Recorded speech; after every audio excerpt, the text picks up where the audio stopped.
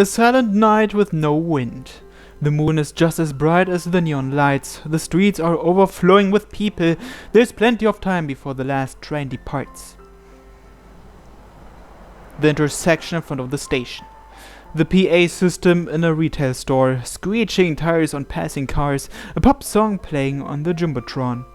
The city is filled with white noise. It swallows and consumes all colors and shapes. An urban legend about monsters, steel fantasies descending in the night. Even those feel like faded paintings to me. I remember Noise's words. His goals are the polar opposite of the round tables. That man says he wants to remove these monsters from the painting and reveal the deceit in our daily life. But these monsters might be a perfect fit for this city. When I start walking back home, my phone rings. The moment I see the name on the LCD screen, I reflexively push the call button. Hello, where are you?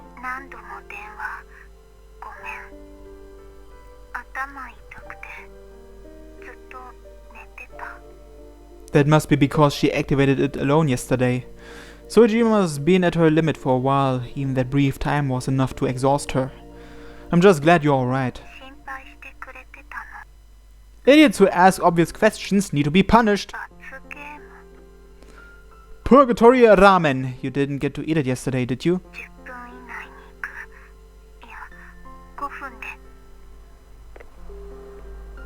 I feel an unwavering desire through the electromagnetic waves.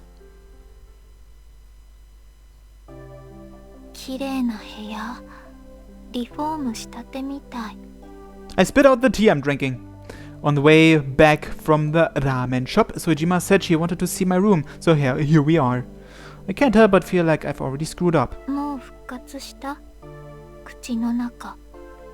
Yeah, somehow. Speech therapy. A-E-O-U. Yeah, I'm fine.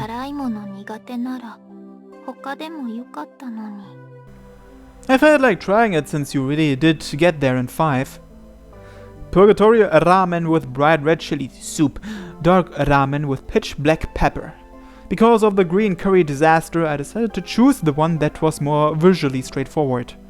It didn't make much of a difference. A bright smile. I'm starting to learn how to read her abstract expressions. Good to hear. My noble sacrifice was worthwhile.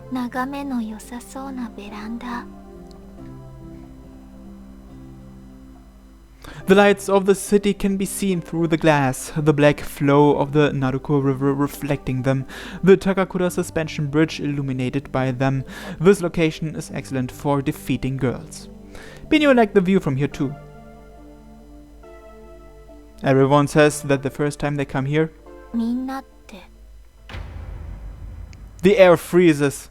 Friends, just friends. Some happened to be girls, but they were still just friends. The air hardens. Is she this kind of person? The type who makes bloody bad ends happen? I thought she was more aloof and above it all. You mean a yandere? Of humanity's man, you know. I feel like she's eliminating all of my escape paths. I probably shouldn't have picked this location. She was so cute when she asked to see my room, but that was a trap. Sojima's eyes snap open, seeing me hide my resolve.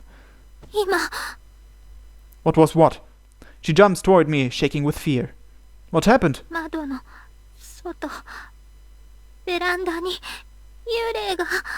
Is it Kagome? Ah, she can't handle ghosts. A ghost?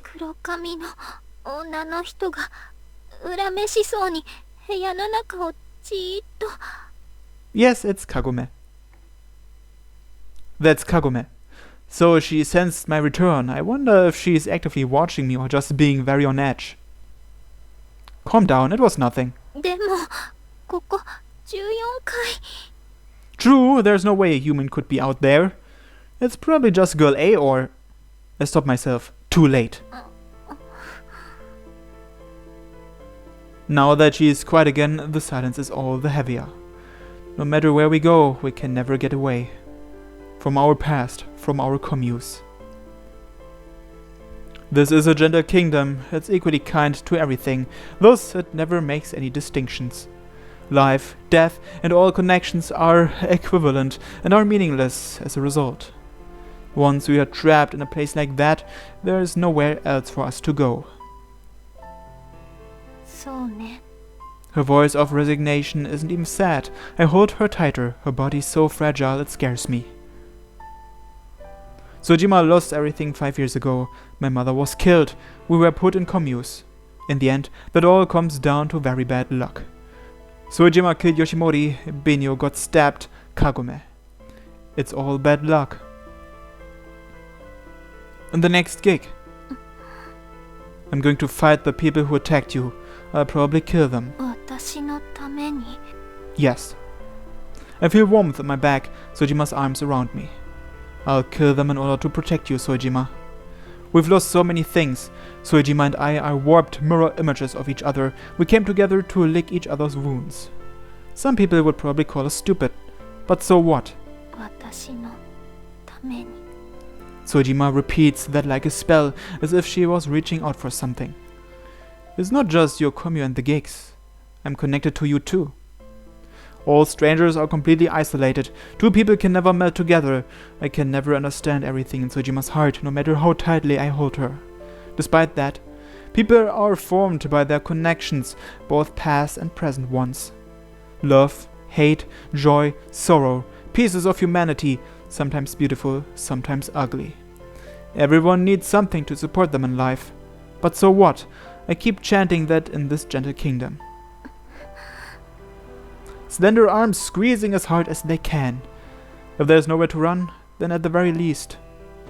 I notice how meaningless my words are and just hold her instead. I'll bind her to reality with this warmth. Sojima is binding me the same way. No matter where you go, the world is an inescapable prison. Paradise was lost long ago, and death is always waiting for us. But we are still living. We bind each other, ensure the other still exists, and live. We separate in an instant. 私だ。開けろ。 The black-haired ghost girl. She could have said it's the police, and the threat would have felt identical. At least she's nice enough not to simply barge in.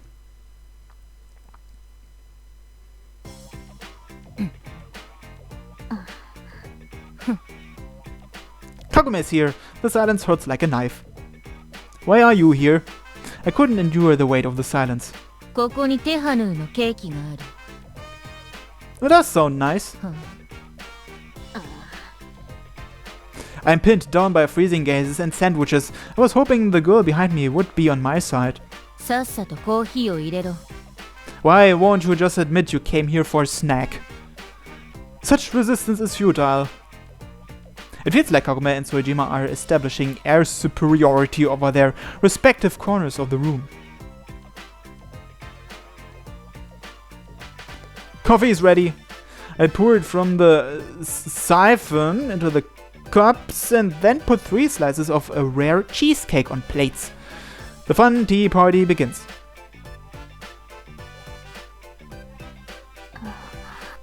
Sojima, are you hungry? 安心しろ。毒は入っていない。誰かと違って暗殺など主義ではないからな。甘いものは苦手。ペッパーソースでもかけろ。水はくん、ある？ That's enough. I've had quite enough of this savage tea party. Like I said, that had nothing to do with Sojima. そこまで骨抜きにされたのか。秋人が悪女萌えとは知らなかったぞ。誰が悪女？ Kagome, stop it. Sojima, let it go.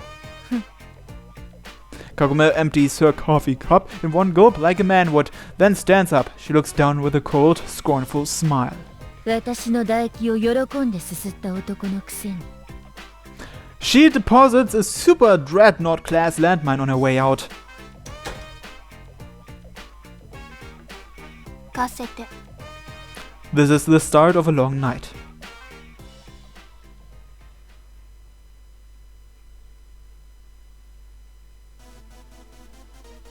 Intense music!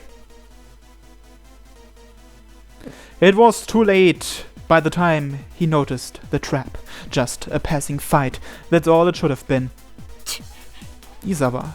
An armored horse neighs behind him, the sounds of a large motorbike engine. It's closer than before. His lungs are hot, they're close to bursting, like overinflated balloons. He's being chased and he can't get away. He grinds his teeth from shame. However, Izawa runs. He has no other choice.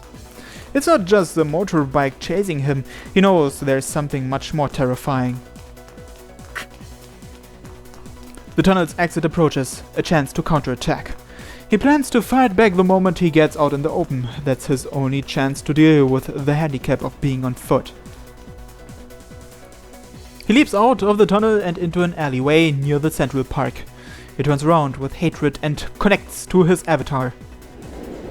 The light rail runs across the bridge over his head. The sounds of the metal wheels deafen him. The lights from the windows intermittently shine on the alley.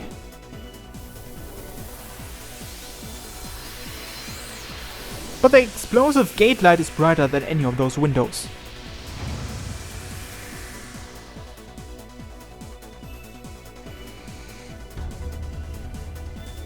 An enormous black dragon rises up out of the alley the next moment.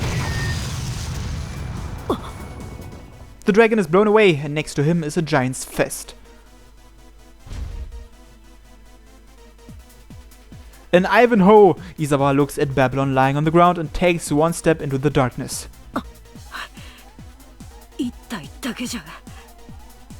It was an ambush set up for him. Multiple avatars, multiple communes. He finally realizes the scope and thoroughness of the enemy. The engine noise approaches from the tunnel, and then steel claws kicking against the asphalt.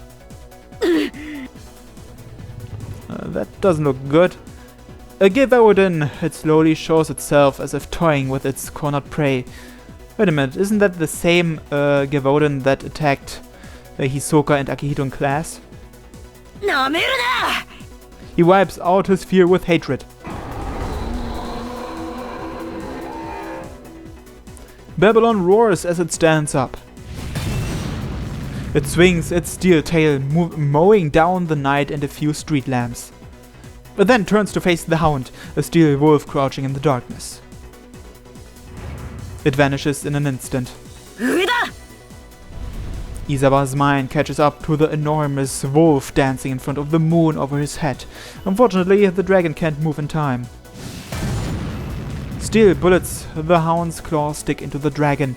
Izawa's raw talent was the only reason it managed to avoid as much damage as it did. He can't control Babylon alone. The unrelenting enemies search for openings. The bike comes closer. He pulls out his Tokarev without hesitation. The gunshot throws off the rider's concentration, causing him to crash. Sparks fly along the ground in the darkness like a spinning firework. The other enemies pause. That's his chance. He makes a break for it. He trips over some planters in the park, but he keeps running. A sudden ringtone. He takes out his phone. The glowing number, Mizuwa Akihito. He instinctively presses the call button. He then catches himself and throws it away. For just a moment, he considered asking someone else for help. He can't forgive himself for that. How the hell did this happen? He was the sole target, but he can't deal with it on his own. Izawa is angry and distraught. He already unsummoned his avatar. It was just slowing him down. He can't control it well enough to fight multiple enemies anyway, and if it got destroyed. His greatest weapon is now also his biggest handicap. The other four people connected to the dragon, whether he thinks about them or not, they always dominate a corner of his mind. Alone, all by himself, that's the faith Izawa's always held, the curse he placed upon himself. Izawa focuses entirely on running. He seeks an exit in the darkness that he has no hope of finding. I decided not to go to school until this last gig is over. I don't take the confession online seriously, but there is no guarantee my school would be safe if I went back. Still, without school to go to, I'm running out of ways to kill time. 楽しい. An instant answer from the expressionless girl walking beside me. I guess it's okay then. I release the lock on my left hand. She forcibly relocks it. Now we are holding hands like a couple. It's not easy to break free at this angle. 嫌なの I don't mind. ならどうして It makes it a bit tougher to walk. 私を離さないで She casually utters a destructive line. I know. 好き The ultimate attack occurs with no warning or build-up. I take severe damage. The quiet air tightens around my neck like a garrote. Should I say it? Do I have to say it? Me too. Yes, we are going to be one of those mushy couples. She's been kind of weird for a few days, ever since I took her to my room. More precisely, ever since the near miss with Kagome. That damning comment about saliva has been cleared up at least. 危険とても She's still wary about the geographic threat, though, since we are living in adjacent rooms. On the way home, we go watch a movie people have been talking about, go get some tea, and kill time in the business district. We walk down the main street as the Friday night breeze blows. 彼から聞いた明日の試合決まったみたい Now we just have to hope they don't run away, not that they have a choice. Uritas Komyu, the leader of the wolf pack, their avatar is called Django. Babylon versus Django, the prize is the right to challenge Nomad. Most people assume the attack on the school was the work of several people, but a certain group of people online are connecting it to the urban legends about monsters. The community talks about the events much more directly. Why did the Black Dragon appear there? Countless arguments about the relationship between Nomad and the dragon. And after that comes the announcement of a duel at tomorrow's gig. Django's Komyu is practically admitting they did it. 逃げられない I asked Kaiser to keep an eye on them until the gig and try to force them to participate. カエサル Tsujima's face goes pale. 頼めるのそんなこと He owed me a favor. She gazes at me with extreme doubt. 水輪くんもしかして Hmm? 怖い人 Not at all. I just believe in friendship. 猫かぶり Sorry. そんな気もしてたけど You did? Tsujima's eyes were always looking at the sky. How do I look in them? Come to think of it, 何 I still haven't asked you, Tsujima. Why me? Because you are the protagonist. She goes quiet. 聞きたいの Yeah. とっくに分かってると思ってた Her fingers squeeze my left hand even tighter. 水輪くんは私だから Ah, I finally understand why I was so drawn to Tsuijima. Kagome called her my doppelganger. We are very similar. She's like a warped mirror image of myself. Things we've lost, wounds that can't heal, a never-ending nightmare. The shared language of pain connects us. Even if it's just a pitiful, fragile illusion, even if it's not enough to reach her heart. People need a fairy tale to believe in. But so what? Here, in this gentle kingdom, I have to keep chanting that. Our hands are connected. I just want to keep feeling this warmth. I want us to remain lovers cut off from the rest of the world. A world complete with only you and I, an illusion. There is no world for just two people, and the world would never change just to make things easier for them. We are connected. Connections bring other connections, and many other things as well. Blessings, calamity, friends, and enemies, all in equal measure. What? That's why the dragon's voice still reaches my ears. どうしたの Someone in my Komyu activated Babylon. Tsujima knows what that means. She watches in silence as I take out my cell phone. I call the other members. Haru at work in her maid cafe. Mayuki still under house arrest. Binyo's in the hospital. So it has to be Izawa. Izawa didn't answer my call. A dark feeling. It's still wrapped around me as I leave Soejima.